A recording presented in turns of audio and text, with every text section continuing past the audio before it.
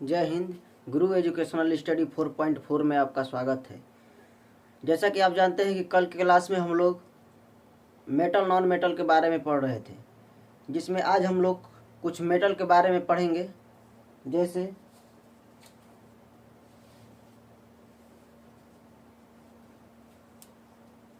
Sodium के बारे में पढ़ेंगे हम लोग।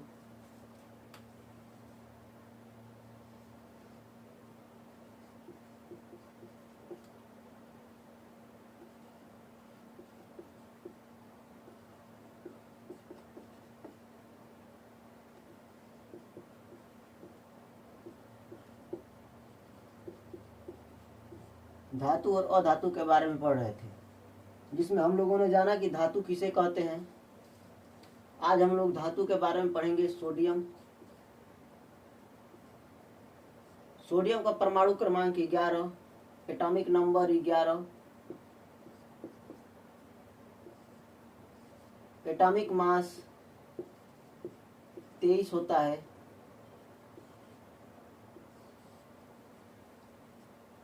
सोडियम का एटॉमिक नंबर 11, एटॉमिक मास 23। यह एस ब्लॉक का तत्व है। एस ब्लॉक का तत्व है। यह हाई रिएक्टिव पदार्थ है, जिसमें हाई रिएक्टिव पदार्थ है।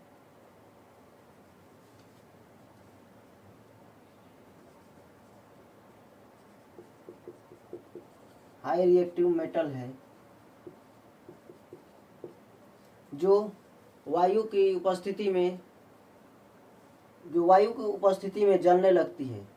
यह वायु की उपस्थिति में जलने लगती है, जिसकी हम लोग इसकी हाई रिएक्टिव को कम करने के लिए इसको हम लोग सोडियम को मिट्टी के तेल में रखते हैं। मिट्टी के तेल में रखते हैं। मिट्टी के तेल में रखते हैं। मिट्टी के तेल में रखते हैं। इसकी यह बहुत ही सॉफ्ट होती है, जिसे हम लोग चाकू से काट सकते हैं। चाकू से काट सकते हैं। सोडियम का एटॉमिक नंबर 11, एटॉमिक मास 23। यह एस ब्लॉक का तत्व है। यह हाई रिएक्टिव मेटल है, जिसे हम लोग मिट्टी के तेल में रखते हैं। इसे हम लोग चाकू से काट सकते हैं। इसका हम लोग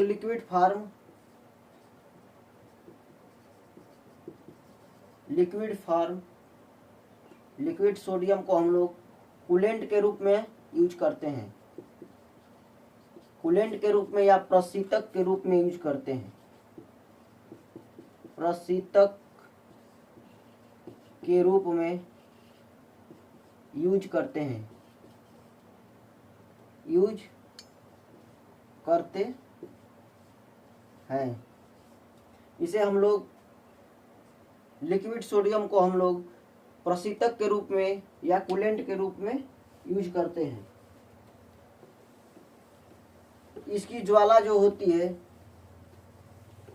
इसकी ज्वाला पीली होती है। सोडियम की ज्वाला जो होती है वो पीली ज्वाला होती है। पीली ज्वाला होती है। अब इसके कुछ कंपाउंड के बारे में जानेंगे। इसके कुछ यौगिक के बारे में जानेंगे। कंपाउंड जैसे NaCl, सोडियम क्लोराइड, जिसमें सोडियम हाइड्रोक्साइड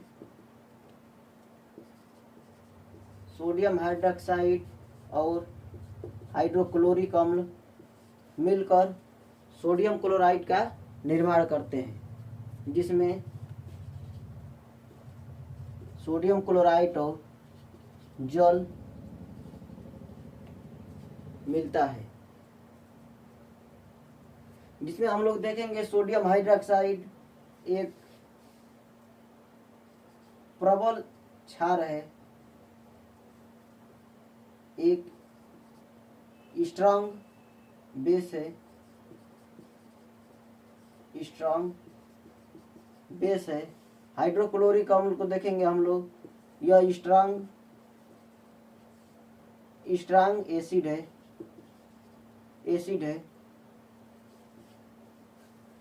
जिसमें हम लोग देखेंगे कि सोडियम क्लोराइड जो है यह एक उदासीन साल्ट है। इसकी प्रकृति जो होती है उदासीन होती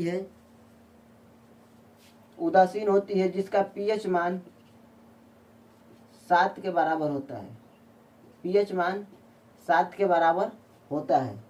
यदि हम लोग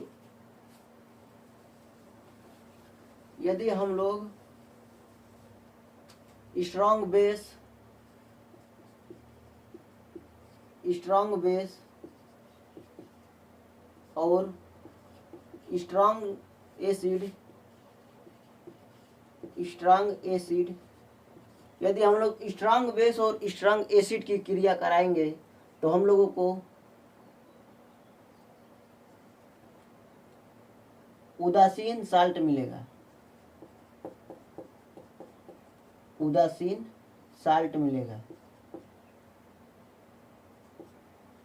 जिसका पीएच मान 7 के बराबर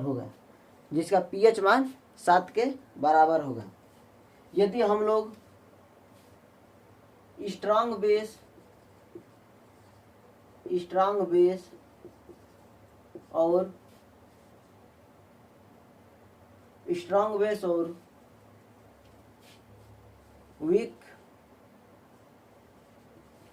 वीक एसिड को रिएक्शन कराएंगे, स्ट्रांग बेस और वीक एसिड का रिएक्शन कराएंगे तो हम लोगों को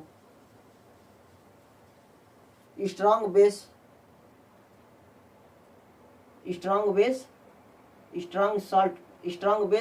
साल्ट प्राप्त होगा, जिसमें साल्ट की जो प्रवृत्ति होगी वह क्षारीय होगी।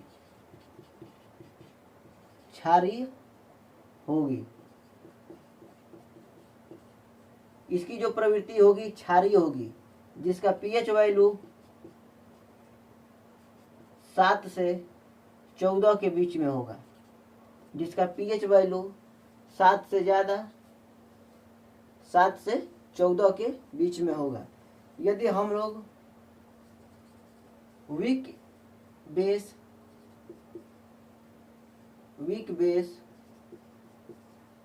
या दुर्बल क्षार या प्रबल अम्ल का स्ट्रांग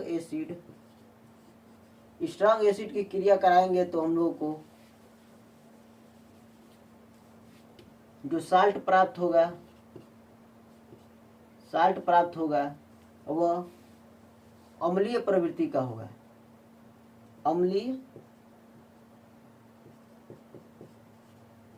अम्लीय प्रवृत्ति का होगा, जिसका पीएच वैल्यू 7 से कम होगा।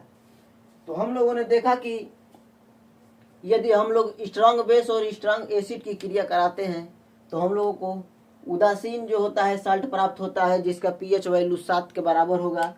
यदि हम लोग स्ट्रांग बेस और वीक एसिड का क्रिया कराएंगे तो हम लोगों को जो साल्ट प्राप्त होगा वो क्षारीय साल्ट प्राप्त होगा, जिसकी पीएच वैल्यू 7 से ज़्यादा और 14 के बराबर होगी। यदि हम लोग वीक बेस और स्ट्रांग एसिड का क्रिया कराएंगे तो हम लोगों को जो साल्ट प्राप्त होगा वो अम्लीय साल्ट प्राप्त होगा, जिसकी पीएच वैल्यू जो होगी 7 से कम होगी।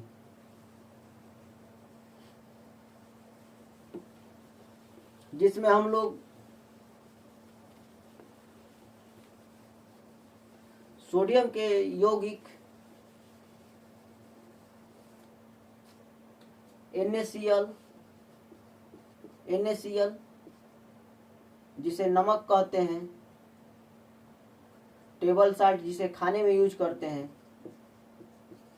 टेबल साल्ट जिसको हम लोग खाने में यूज करते हैं। Table salt, sodium chloride. Sodium chloride का यूज हम लोग, जो बर्फ होता है, बर्फ जो आइसक्रीम हम लोग खाते हैं उसमें उसको पिघलने से रोकने के लिए किया जाता है। इसका यूज बर्फ को पिघलने से रोकने में किया जाता है।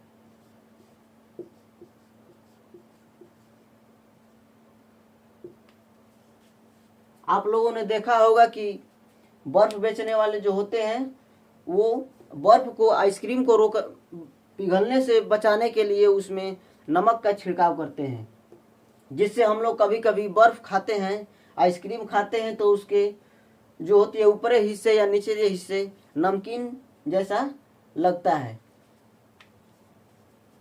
तो हम लोगों ने देखा कि सोडियम क्लोराइड नमक का यूज जो होता है बर्फ को पिघलने से रोकने के लिए होता है। वही हम लोग देखेंगे पहाड़ी एरिया में बर्फ जो होता है, बर्फ से रास्ते जो होते हैं पूर्ण रूप से ढक जाते हैं, जिसको हटाने के लिए सरकार इस पर कट्टे के कट्टे नमक का छिड़काव कराती है। कट्टे के कट्टे इस पर नमक का छिड़काव कराती है, जिससे बर्फ जो होता है पिघल कर हट जाता है और रास्ता जो होता है फ्रेश हो जाता है, साफ हो जाता है।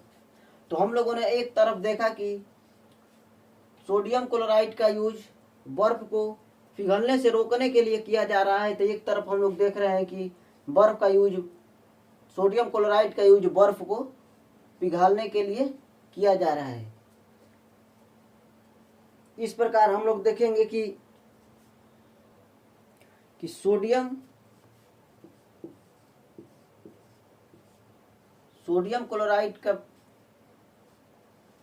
यूज, सोडियम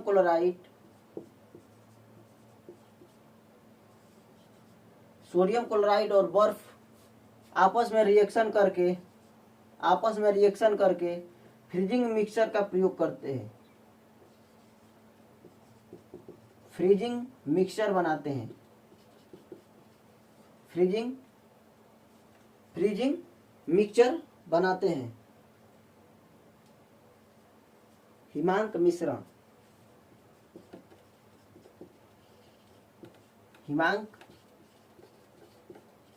मिश्रण बनाते हैं। जो बर्फ और नमक जो होता है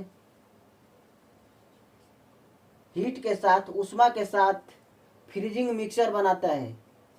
जो होता है बर्फ और NaCl सोडियम क्लोराइड एक प्रकार की उष्मा शोषी अभिक्रिया होती है। उष्मा शोषी अभिक्रिया होती है। यह एक उष्मा शोषी अभिक्रिया होती है जिसमें बर्फ और सोडियम क्लोराइड हीट जो इस चेंबर में, जो बर्फ बेचने वाले जो डिब्बे में आसपास जो हीट होती है उसे ग्रहण करके सोडियम जो होता है, सोडियम आयन और क्लोरीन आयन में टूटने लगता है।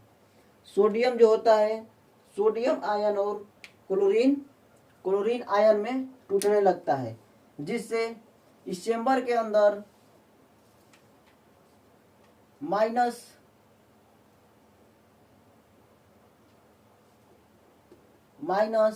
1 से 5 डिग्री सेल्सियस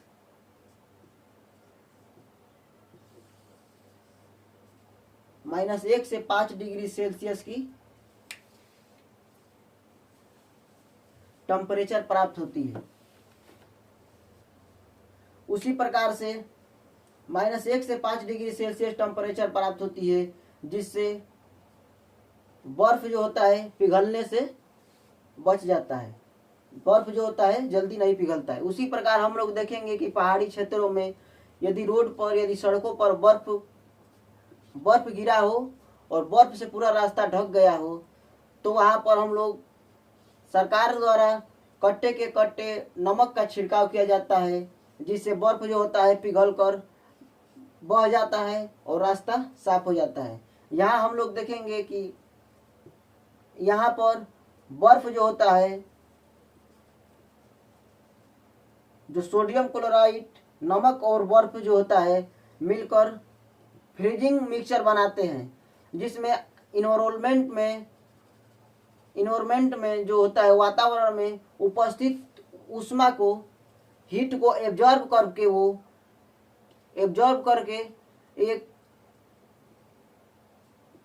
निम्न तापमान जो होता है, निम्न तापमान बनाता है, जिसमें माइनस में टेम्परेचर चला जाता है। इसके आसपास अत्यधिक गर्मी होने के कारण, ऊष्मा होने के कारण जो होता है, बर्फ जो होता है पिघलने लगता है और पिघल कर बह जाता है, जिससे हम लोग देखें कि जो एक तरफ होता है बर्फ, NaCl सोडियम क्लोराइड बर्फ को पिघलने से रोकता है, तो एक तरफ बर्फ को पिघलने में भी सहायक होता है। इसके बाद हम लोग आगे देखेंगे अगले कंपाउंड,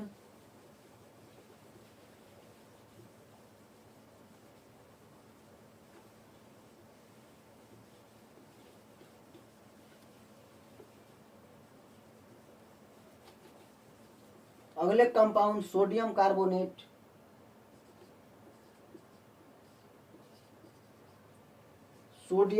कार्बोनेट। जिसे हम लोग राख भी कहते हैं, सोडियम कार्बोनेट।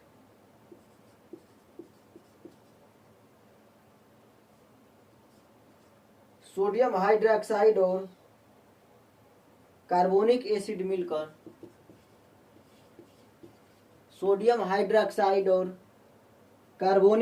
मिलकर सोडियम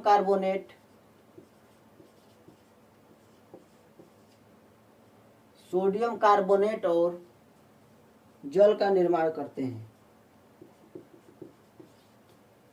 सोडियम कार्बोनेट और जल का निर्माण करते हैं। सोडियम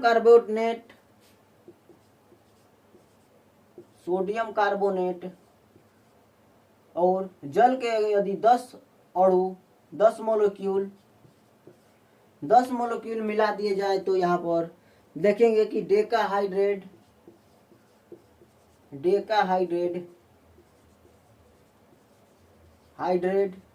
सोडियम कार्बोनेट प्राप्त होगा। सोडियम कार्बोनेट प्राप्त होगा, जिसे हम लोग धावन सोडा कहते हैं, या वाशिंग सोडा कहते हैं, धावन सोडा या वाशिंग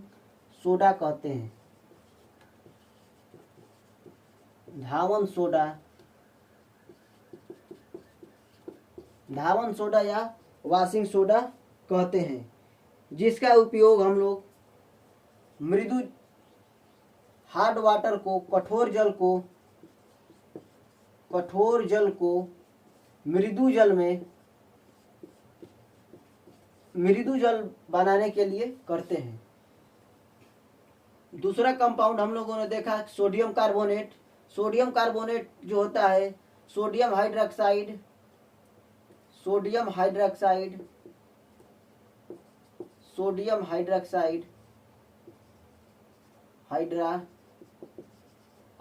और कार्बोनिक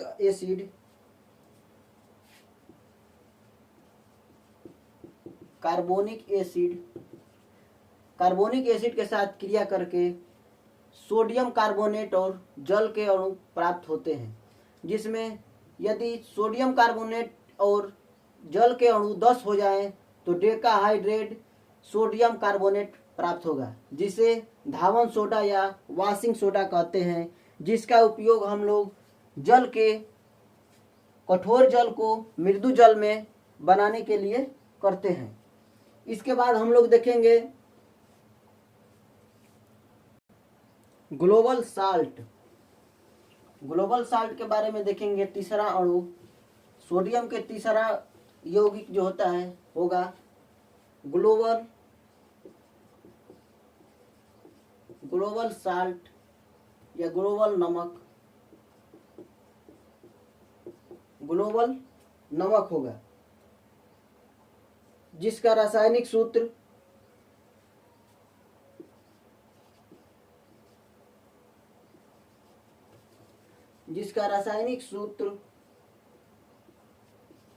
Na2SO4 इंटू 10H2O होगा, जिसका रासायनिक नाम डेकाहाइड्रेट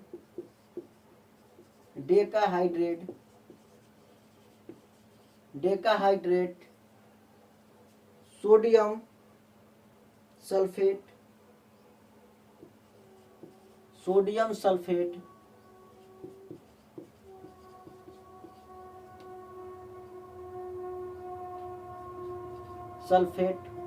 डेकाहाइड्रेट सोडियम सल्फेट होगा, जिसका उपयोग हम लोग मेडिसिन में करते हैं,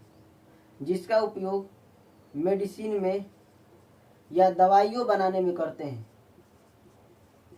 दवा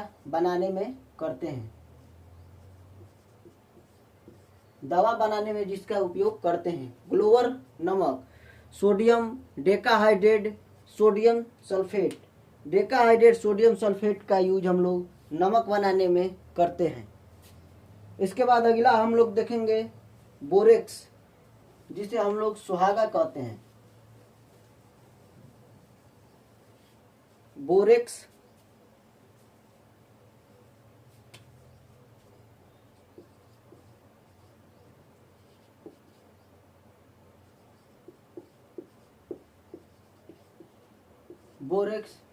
जिसका रासायनिक सूत्र Na2B4O7 इंटू 10H2O होता है। बोरेक्स जिसे हम लोग सुहागा कहते हैं, इसका रासायनिक सूत्र Na2SO4 SF4 इंटू 10H2O होता है।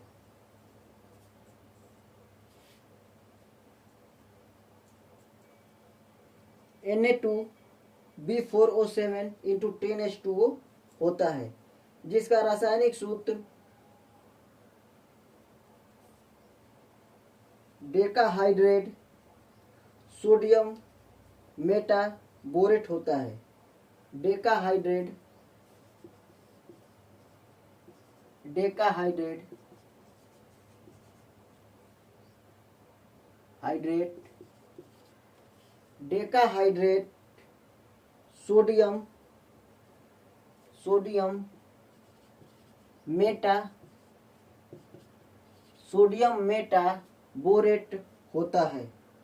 सोडियम मेटाबोरेट होता है।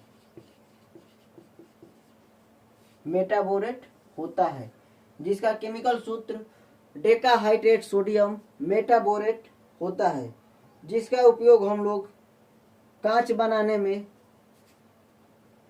बोरेक्स का उपयोग या सुहागा का उपयोग, इसे हम लोग सुहागा कहते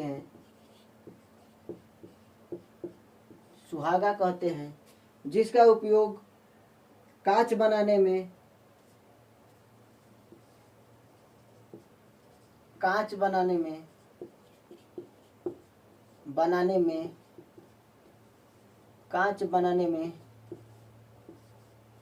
चमड़ा उद्योग में इसका उपयोग करते हैं।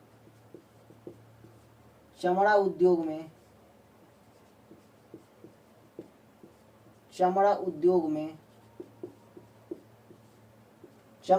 में भी इस बोरेक्स का उपयोग करते हैं। अगला हम लोग देखेंगे इस सोडियम के compound sodium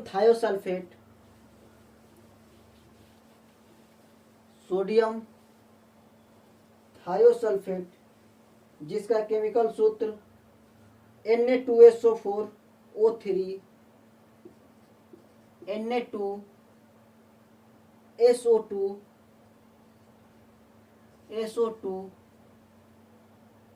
O3 into 5H2O होता है सोडियम थायोसल्फेट।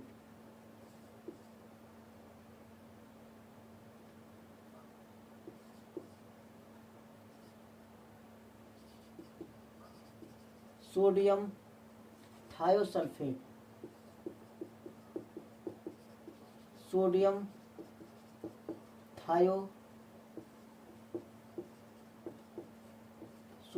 थायोसल्फेट, जिसका उपयोग हम लोग सोडियम थायोसल्फेट जिसका उपयोग हम लोग फोटोग्राफी में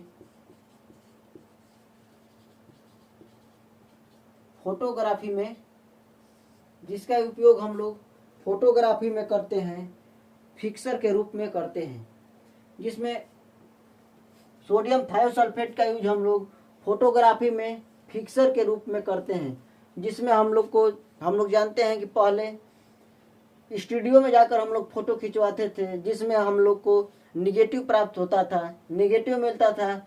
उसको फिक्स करने के लिए सोडियम थायोसल्फेट का यूज होता था। उसके बाद हम लोग आगे देखेंगे sodium bicarbonate,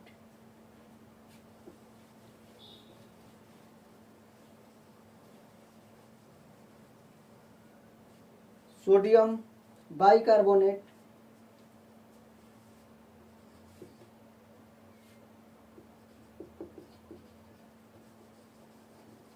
sodium bicarbonate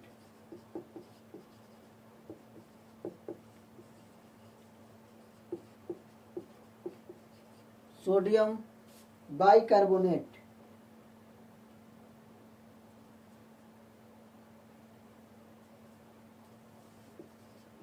NaHCO3, जिसे हम लोग खाने वाला सोडा भी कहते हैं, जिसे हम लोग खाने वाला सोडा या बेकिंग सोडा कहते हैं, बेकिंग सोडा या खाने वाला सोडा कहते हैं,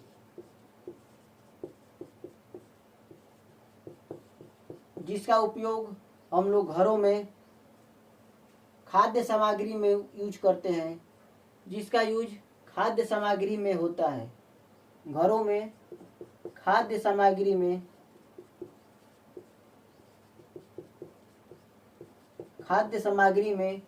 यूज होता है। सोडियम बाइकार्बोनेट का यूज हम लोग घरेलू सामग्री में खाद्य यूज में करते हैं, खाद्य पदार्थों के उपयोग में करते हैं। इसके बाद हम लोग अगला मेटल सोना के बारे में पढ़ेंगे। सोना के बारे में पढ़ेंगे।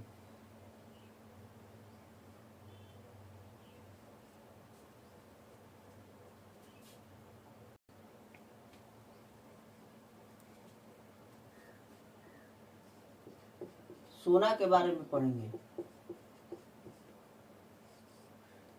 सोना जो होता है गोल्ड उच्च तन्य हाई डक्टाइल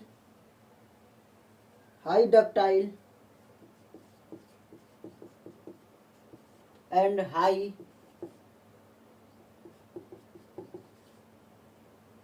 हाई मैलिबिलिटी वाला तत्व है।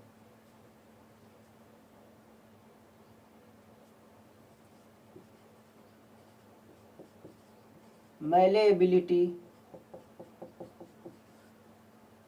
सोना में जो होता है हाई डक्टाइल, हाई तन्य, उच्च तन्यता और उच्च आघातवर्धनीयता का गुण पाया जाता है।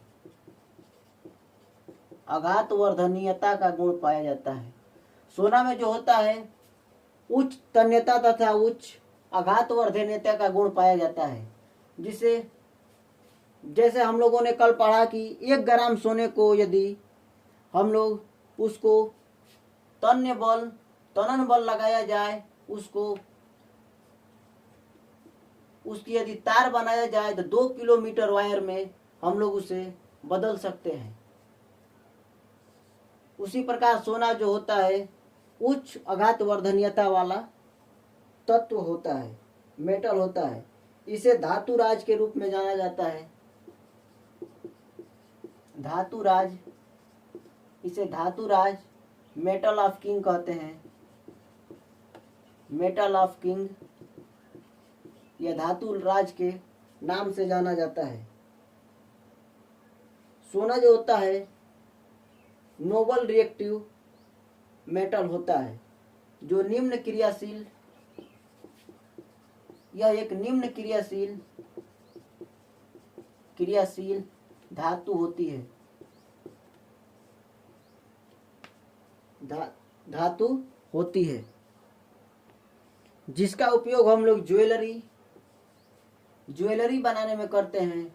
शुद्ध सोना जो होता है, शुद्ध सोना 24 कैरेट का होता है। 24 कैरेट का होता है। शुद्ध सोना जो होता है 24 कैरेट का होता है।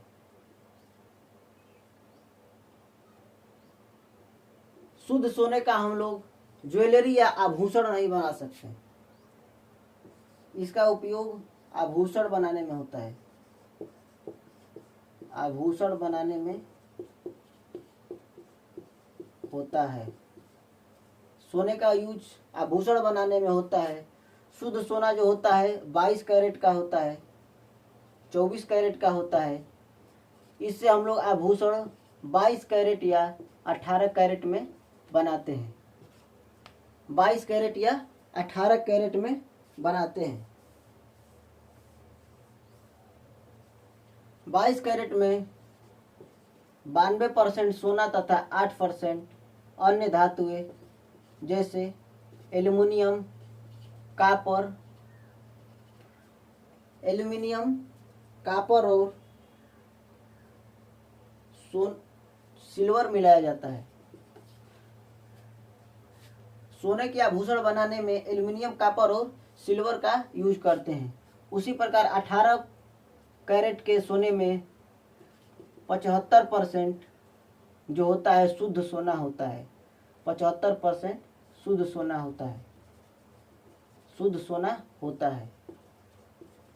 इसलिए 18 कैरेट का सोना जो होता है सस्ता और 22 कैरेट का सोना जो होता है महंगा मिलता है। सोने की शुद्धता निकालेंगे हम लोग। 18 कैरेट का शुद्ध सोना 24 कैरेट का होता है इंटू 100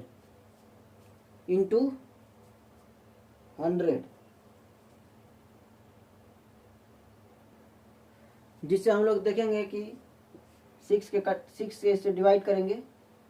6 3 18, 6 चौके 24, 4 से 25 चौका 100, 25 तिहाई 75, जिसमें हम लोग देखें कि 18 कैरेट शुद्ध सोना में 75% ही सोना प्राप्त होगा। इसके बाद हम लोग अगला इसका पॉइंट देखेंगे।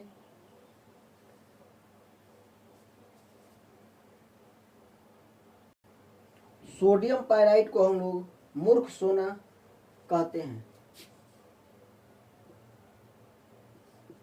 Sodium ferrous sulphide, iron sulphide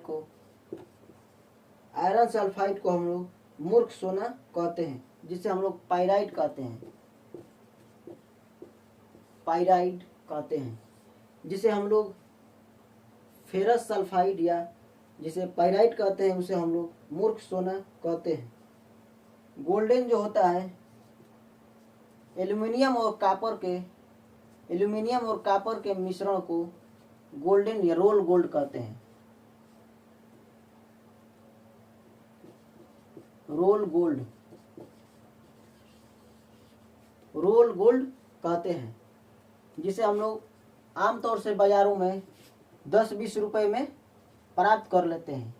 वह एल्युमिनियम और कॉपर का मिश्रण होता है जिसे हम लोग रोल गोल्ड कहते हैं। सोडियम जो काप गोल्ड जो होता है, गोल्ड जो होता है एक्वा रेजिया में घुलता है। जैसे पुराने सोने को, यदि पुराने सोने की जेवर को या पुराने सोने की किसी वस्तु को यदि हम लोग को दूसरे, जैसे पुराने चैन को हम लोग यदि अंगूठी बनाना चाहें, अंगूठी बनवाने के लिए ले जाए तो उसे एक्वा रेजिया में घोलकर उसे पिघलाएगा, उसके बाद उसे अंगूठी बनाएगा, एक्वा रेजिया में मेल्ट करेगा। तो सोने को पिघलाने के लिए हम लोग एक्वा रेजिया में घोलते हैं।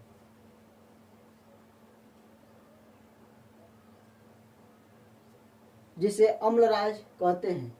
जो होता है एक्वा रेजिया, एक्वा रेजिया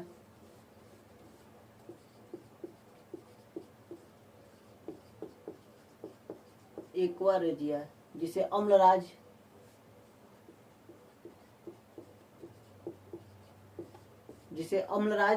कहते हैं।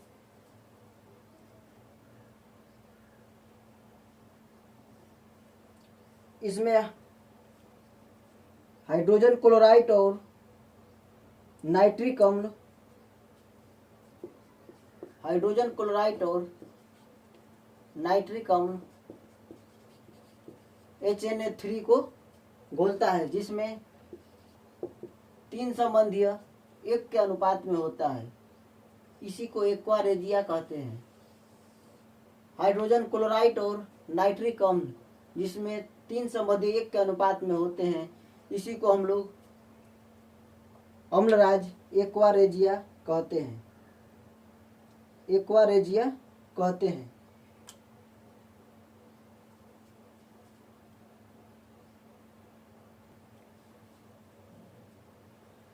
हम लोग देखेंगे कि यदि किसी को सांप या छिपकली या कोई भी जहरीली जीव काट लेता है तो वो हॉस्पिटल में जाता है, तो उसे जो होता है एक इंजेक्शन लगाया जाता है, गोल्ड का इंजेक्शन लगाया जाता है जिसे यूरिक क्लोराइड कहते हैं। यूरिक क्लोराइड का इंजेक्शन लगाया जाता है, जिसे डॉक्टर जो होता है यूरिक क्लोराइड का इंजेक्शन लगाते हैं विष को या जहर को कम करने के लिए। जहर को कम करने के लिए यूरिक क्लोराइड का इंजेक्शन लगता है, जिससे इसका उपयोग मेडिसिन में भी करते हैं, दवाओं के रूप में करते हैं, दवा के रूप में भी करते हैं। इसके बाद हम लोग अगला धातु सिल्वर के बारे में पढ़ेंगे। सिल्वर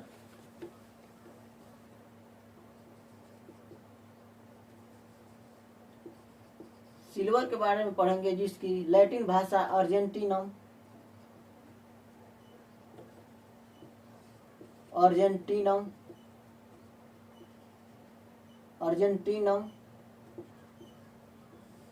लैटिन भाषा अर्जेंटीनम होता है, जिसकी लैटिन भाषा अर्जेंटीनम होता है। यह गुड कंडक्टर ऑफ इलेक्ट्रिसिटी होती है। इसमें विद्युत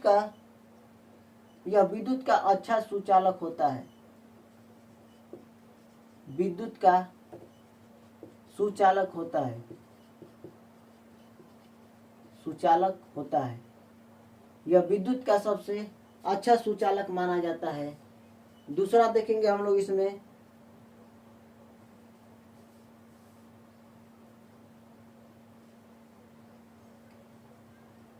यह एक निम्न क्रियाशील धातु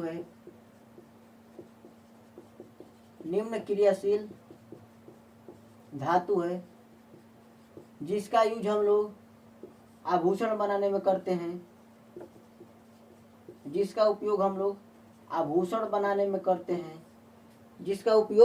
आभूषण बनाने में करते हैं। चांदी का क्षय जो होता है, चांदी का क्षय सिल्वर सल्फाइड चांदी का क्षय। प्राकृतिक में या वायुमंडल में जो चांदी होता है, वायु से सल्फर के साथ क्रिया करके सिल्वर सल्फाइड बनाता है, जिससे पुराने रखे चांदी जो होती है काली होने लगती है, जिससे चांदी का क्षय होने लगता है। चांदी जो होता है सिल्वर सल्फाइड बनाने लगता है, सिल्वर सल्फाइड के यौगिक बनाने लगता है। इसके कुछ कंपाउंड देखेंगे। सिल्वर आयोडाइड, जिसे कृत्रिम वर्षा के रूप में करते हैं, कृत्रिम वर्षा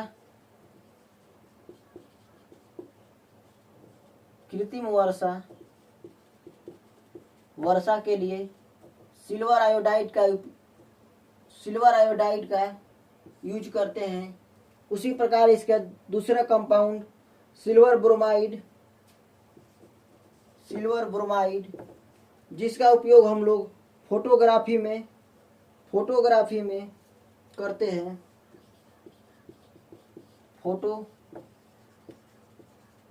फोटोग्राफी में फोटो की धुलाई के लिए करते हैं। सिल्वर ब्रोमाइड का यूज फोटोग्राफी में फोटो की धुलाई के लिए करते हैं। यह जो होती है क्षारीय होती है।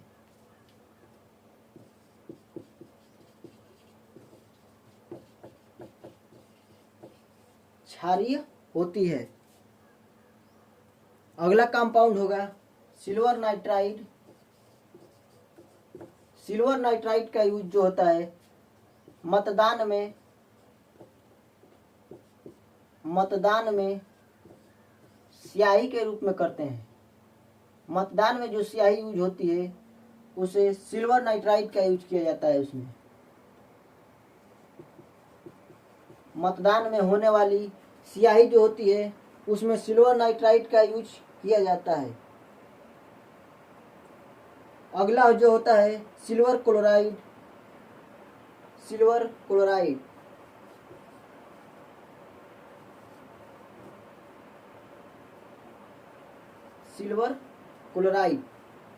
जिसका यूज हम लोग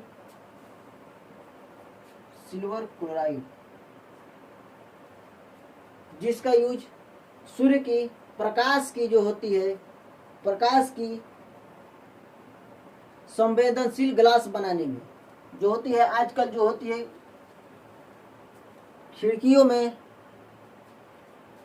में जो होती है, आजकल ऐसे कांच लगाए जाते हैं जिसके अंदर प्रकाश की किरणें ना आए, तो उसमें सिल्वर क्लोराइड का यूज होता है। इस प्रकार की कांच बनाने में सिल्वर क्लोराइड का यूज किया जाता है। तो प्रकाश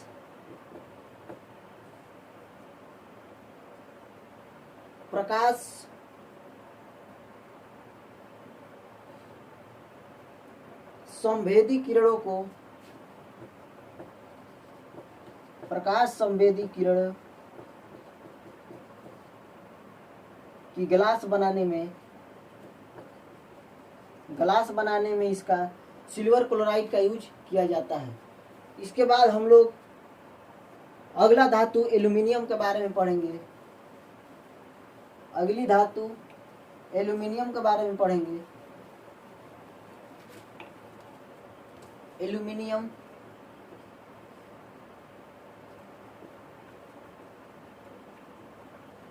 यह लैटिन भाषा के एल्यूमिना शब्द से लिया गया है।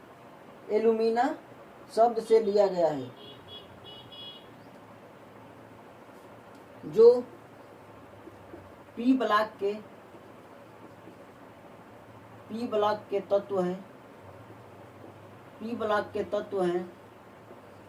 इसके बाह्यतम कक्ष में इलेक्ट्रॉनों की संख्या, इसकी वैलेंसी जो होती है +3 होती है। इसकी वैलेंसी +3 होती है। यह एक हल्की धातु है, एल्यूमिनियम जो होती है हल्की धातु होती है,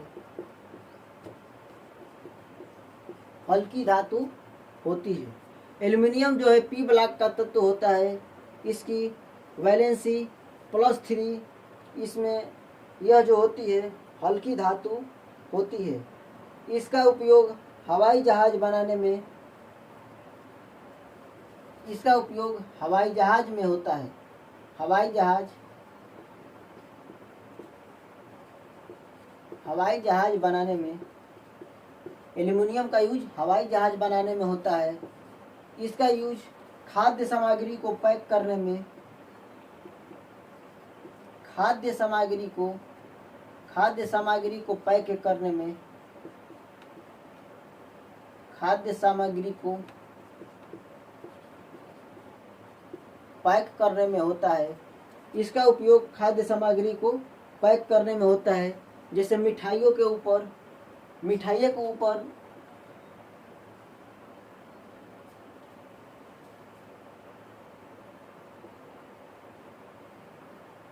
खाद्य सामग्री को पैक करने में होता है, जैसे मिठाइयों को या फिर किसी खाद्य सामग्री रोटी हो गई, उसको हम लोग पैक करने के लिए एल्यूमिनियम के चादर का यूज करते हैं, एल्यूमिनियम की पन्नी का यूज करते हैं। यह पृथ्वी पर प्रचुर मात्रा में प्राप्त होती है। यह पृथ्वी में प्रचुर मात्रा में प्राप्त होती है।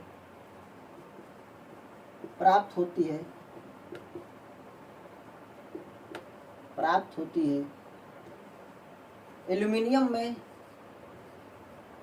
में जंग नहीं लगती।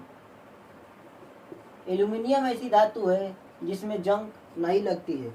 यह अपने ही ऑक्साइड में सुरक्षित रहता है।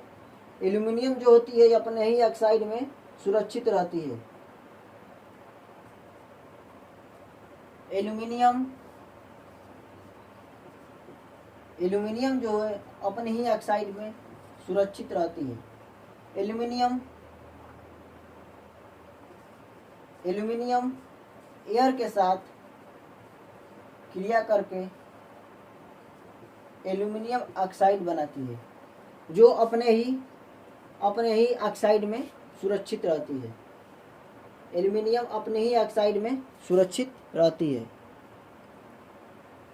एल्यूमिनियम का यूज नकली सोना, रोल गोल्ड बनाने में होता है। एल्यूमिनियम का यूज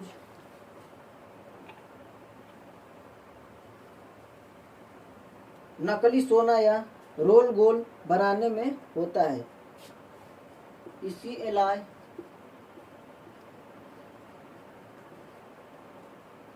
रोल गोल्ड बनाने में होता है।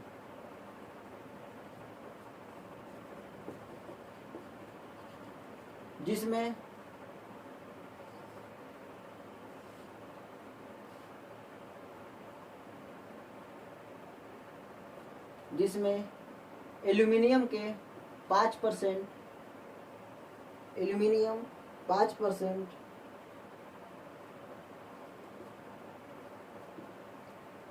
और कॉपर 95% उपस्थित होता है। रोल गोल्ड में एल्यूमिनियम 5% और कॉपर 95% उपस्थित होता है। इसका यूज मैग्नीशियम बनाने में किया जाता है। मैग्नीशियम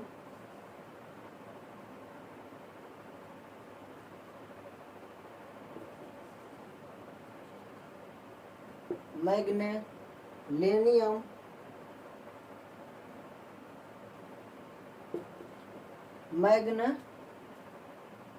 बनाने में किया जाता है।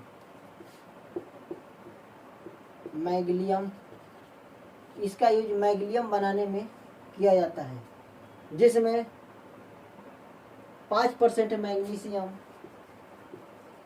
मैग्नीशियम 5% और एल्यूमिनियम 95% होता है। मैग्नीशियम का यूज हवाई जहाज की बॉडी बनाने में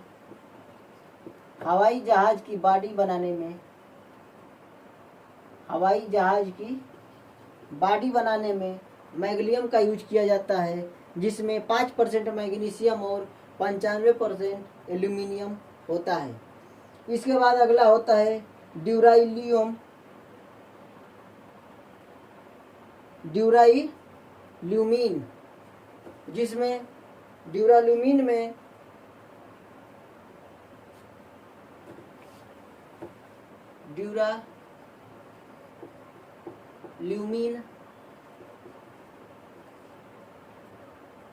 ड्यूराल्यूमीन जो तीसरा अयस्क होता है, तीसरा कंपाउंड कॉपर,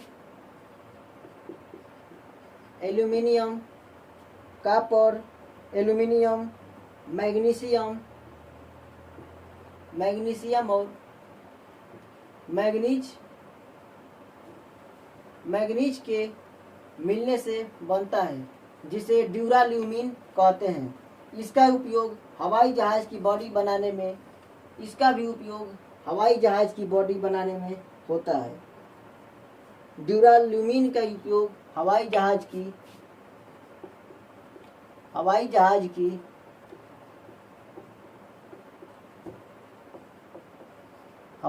की बॉडी बनाने में यूज होता है।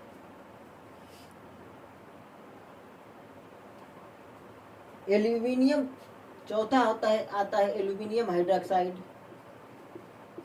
एल्यूमिनियम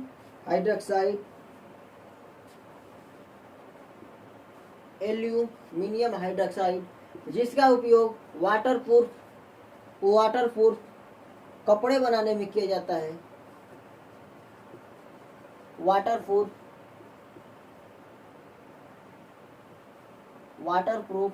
कपड़े बनाने में किया जाता है।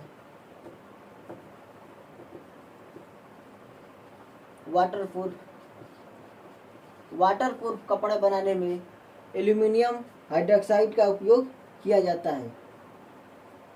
एल्यूमिनियम का उपयोग पोटास एलम या फिटकरी बनाने में किया जाता है, जिसका रासायनिक सूत्र K2SO4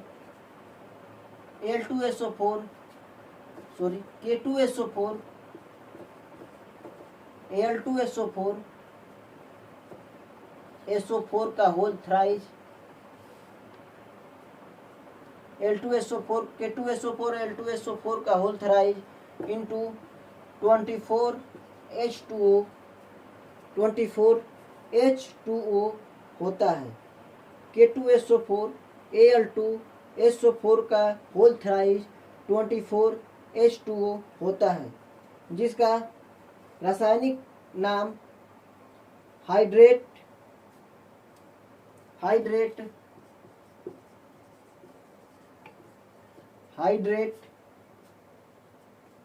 पोटेशियम एल्यूमिनियम सल्फेट होता है।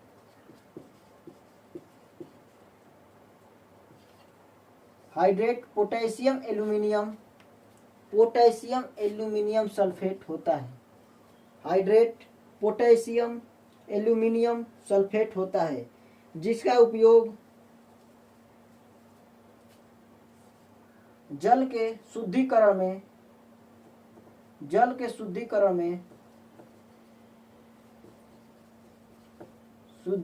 में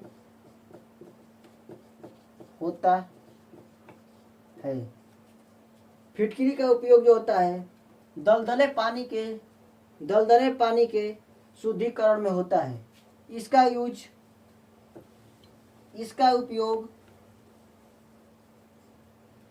उपयोग रक्त की थक्का बनाने में होता है।